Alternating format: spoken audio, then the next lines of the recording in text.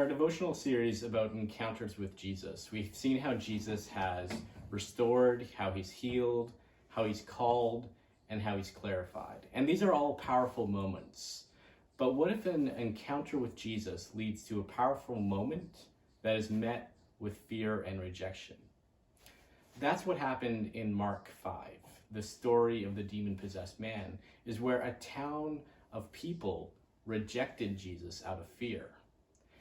And as we go into our Devo today, let's see how Jesus encounters that fear and what his response is, along with the man who was once possessed. And so our story starts with Jesus traveling, and he comes across this demon-possessed man. And the demon calls himself Legion. And the demon calls Jesus the Son of the Most High God. So the story continues, and Jesus shows he has power over even demons, casts this demon into a herd of pigs. And these pigs run off a cliff. And the man is left in a very familiar place we've seen with encounters with Jesus. He's healed and he's restored. But in verse 14, we start seeing the response of the others. The response of the others is they run to town and they bring back a group of people. And on verse 15, when they arrive, they see Jesus with this man who was once possessed. And this man is healed, he's restored, he's fully clothed, he's sane. And the response is fear. The response is that they are afraid of what has happened here. They are afraid of Jesus's power. And even in verse 17, they plead with Jesus to leave this area. I'll say that again. They plead with Jesus to leave the area. And why are they pleading? Because they are afraid. In a moment when they could turn to Jesus, they turn away from Jesus.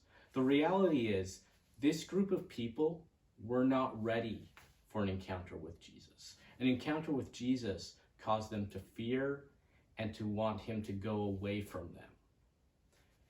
And in the next following verse, we see Jesus' response. Jesus' response is that he is actually getting into the boat and he's leaving. And the man who was once possessed, he begs, just like these townspeople did. But instead of begging for Jesus to go away, he's begging to go with Jesus. And I think he's doing something that we would all like to do, to travel with Jesus, to get to know him, to learn from him, to see his miracles. But Jesus' response to him is that he comes into this place and he says, no. He says, go to all of these people, to all these people who are not ready for an encounter with me, and make it known what I've done for you, and make it known how God has had mercy on you. So what is Jesus doing here? He's giving this man purpose. An encounter with Jesus has led to a lot of great things. A healing, a restoration, but it also now has led to a purpose. A purpose to a group of people who saw Jesus and were afraid of him, who saw Jesus and turned away from him. The reality is, our culture, our town, our friends, our family even, may not be ready for an encounter with Jesus like this. But maybe they're ready for you. Because in verse 20, this man goes and he shares the news of what has happened, and the people are amazed.